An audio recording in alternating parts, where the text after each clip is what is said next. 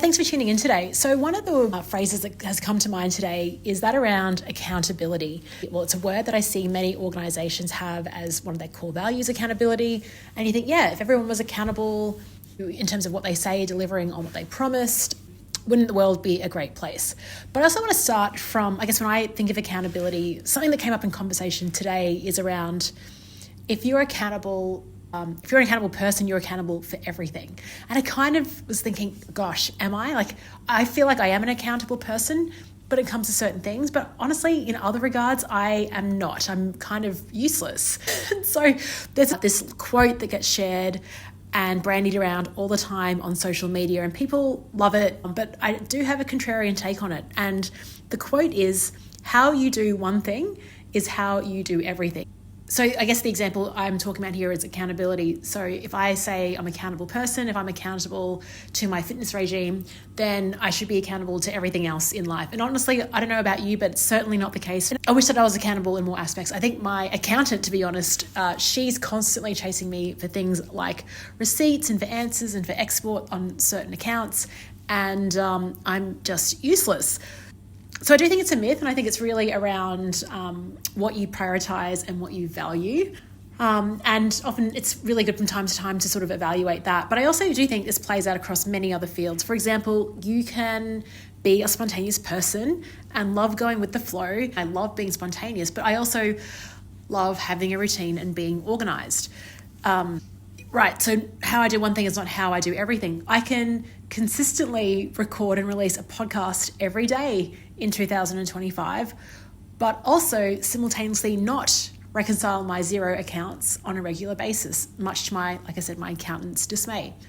But people can look at me and go, oh my gosh, Leanne, you're so disciplined, you're so consistent. And they see that because of this public-facing thing that I'm doing. But they don't understand that in other elements of my life, I'm really, I probably need to step up my game.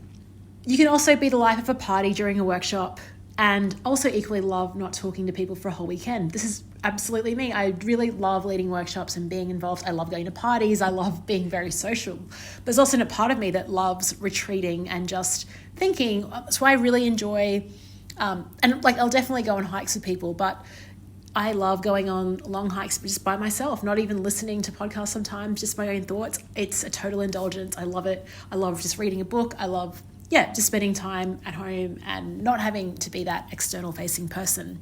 I also thought you can be insanely responsive to your clients while not responding to Instagram or LinkedIn messages or WhatsApp messages within a week. Sorry if that's you, I'm working on it. I guess the point is we're all human, and it's okay to be super consistent in some areas of your life and totally inconsistent in others. I guess what really matters is what is the priority for you? What brand do you want to create? How do you want to interact with people?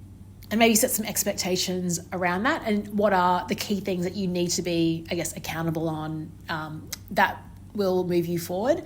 And also recognize in life that you can't be, maybe with technology and the support of AI, we can be really great in all areas, but I also feel like it's okay not to be across everything. That's why we work in a society. That's why we have people that can help us. And so that's why my accountant remains, is such a critical part of my business, because not only is she the accountant, but she's the accountability buddy on getting stuff like that done. So it is important to notice this, and you can, of course, enlist help or support. You can choose to, it's okay that it's not a priority. For Nepal, because I want to get match fit for that hike, I brought in a performance coach, not only because of the program he's writing me, but because of that accountability that's embedded in that as well.